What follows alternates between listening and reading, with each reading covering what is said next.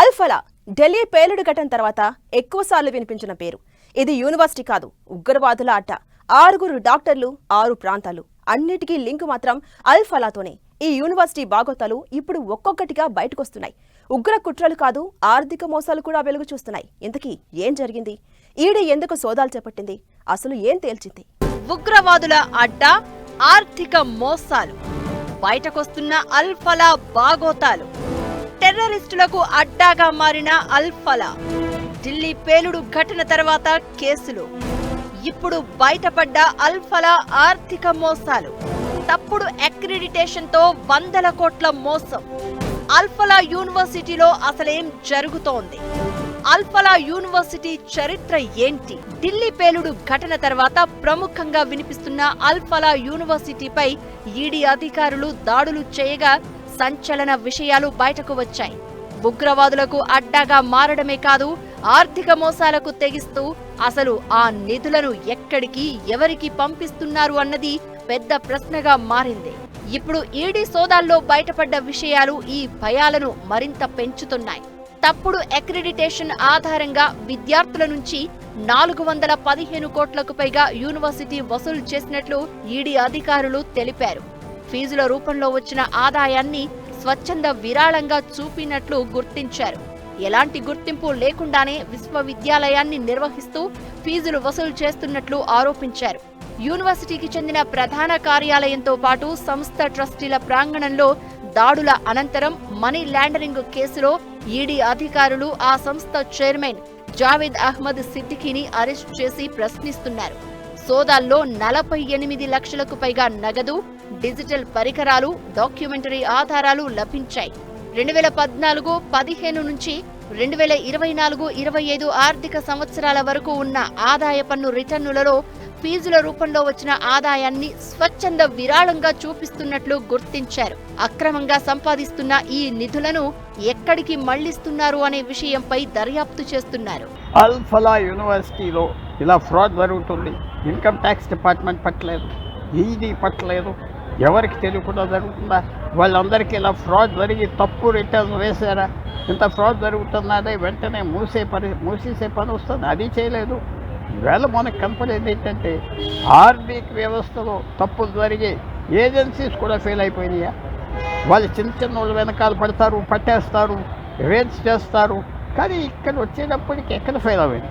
ఇది కూడా పెద్ద కరప్షన్ ఏమైనా జరిగిందా ఏజెన్సీస్లో? చూడాలి. అల్ఫలా యూనివర్సిటీ ఉగ్రవాదులకు అడ్డాగా మారింది.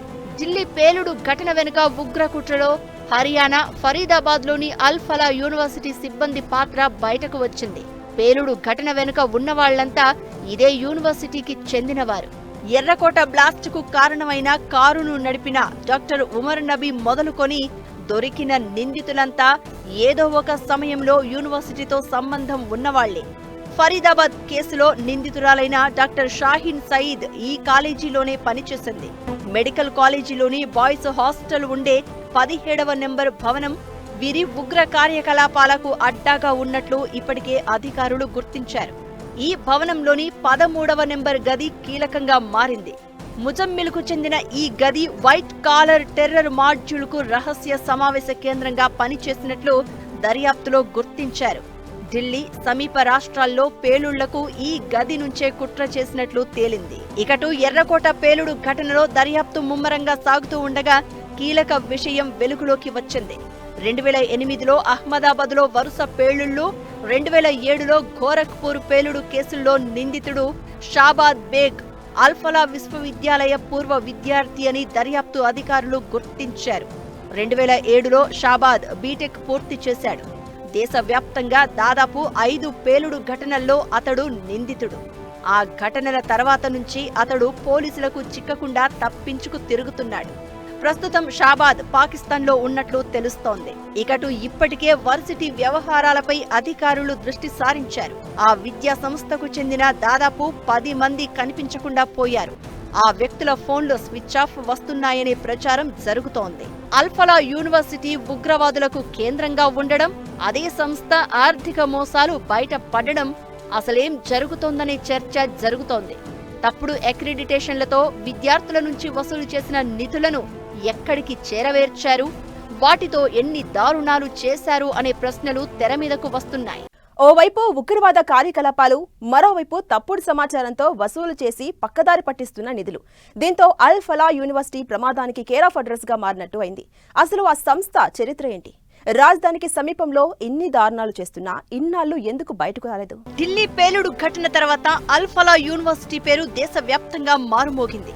పాక్కు చెందిన జైషే మహమ్మద్, అన్సార్, గజ్వత్ ఉల్ హింద్ ఉగ్ర సంస్థలతో సంబంధం ఉన్న వైట్ కాలర్ ఉగ్ర మాడ్యులకు ఈ యూనివర్సిటీ కేర్ ఆఫ్ గా మారింది. దీంతో అల్ ఫలా చరిత్ర ఏంటనేది ఇప్పుడు ఆసక్తి రేపుతోంది. ఒకప్పుడు ఏ గ్రేడ్ అందుకున్న ఈ కాలేజ్ ఇప్పుడు ఉగ్ర కార్యకలాపాలకు అడ్డాగా మారింది. అల్ ఫలా విశ్వవిద్యాలయం హర్యానాలోని ఫరీదాబాద్ దౌజ్ గ్రామంలో దాదాపు 70 ఎకరాల్లో విస్తరించి ఉంది. ఈ విశ్వవిద్యాలయం 1997లో ఇంజనీరింగ్ కళాశాలగా ప్రారంభమైంది. 2013లో యూజీసీకి చెందిన national assessment and accreditation council నుంచి ఏ గ్రేడ్ అందుకుంది. 2014లో హర్యానా ప్రభుత్వం దీనికి యూనివర్సిటీ హోదాను కల్పించింది. ఆ తర్వాత ఇదే యూనివర్సిటీకి అనుబంధంగా 2019లో అల్ ఫలా మెడికల్ కాలేజీని ఏర్పాటు చేసి ఎంబీబీఎస్ కోర్సులను ప్రారంభించారు. ఆ తర్వాత 2023లో పోస్ట్ గ్రాడ్యుయేట్ కోర్సులను కూడా స్టార్ట్ చేసింది. ఈ యూనివర్సిటీ ఢిల్లీలోని జామియా మిలియా యూనివర్సిటీకి కేవలం 30 కిలోమీటర్ల దూరంలోనే ఉంది. ప్రస్తుతం ఈ యూనివర్సిటీకి జావేద్ అహ్మద్ సిద్దికీ ఛాన్సలర్ గా ఉన్నారు. అధికారులు అరెస్ట్ చేసింది ఈయనని. అల్ ఫలాకు చెందిన పలు కంపెనీలకు మేనేజింగ్ డైరెక్టర్ కూడా ఆయనే. అల్ ఫలా ఇన్వెస్ట్మెంట్స్ లిమిటెడ్, అల్ ఫలా ఎడ్యుకేషన్ సర్వీస్, అల్ ఫలా సాఫ్ట్వేర్ ప్రైవేట్ లిమిటెడ్, అల్ ఫలా కన్సల్టెన్సీ సర్వీసెస్ ప్రైవేట్ లిమిటెడ్, అల్ ఫలా ఎక్స్పోర్ట్స్ లిమిటెడ్, టార్బియా ఎడ్యుకేషన్ ఫౌండేషన్, అల్ ఫలా ఎనర్జీస్ లిమిటెడ్ సహా పలు సంస్థలకు డైరెక్టర్ గా వ్యవహరిస్తున్నారు.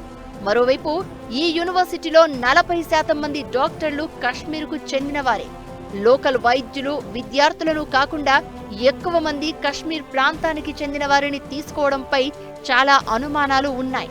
అయితే అటు పేలుడు ఘటనతో సంబంధాలు ఉండడం, ఇప్పుడు ఆర్థిక మోసాలు కూడా బయట పడడంతో యూనివర్సిటీ చుట్టూ ఇప్పుడు కొత్త చర్చ మొదలైంది.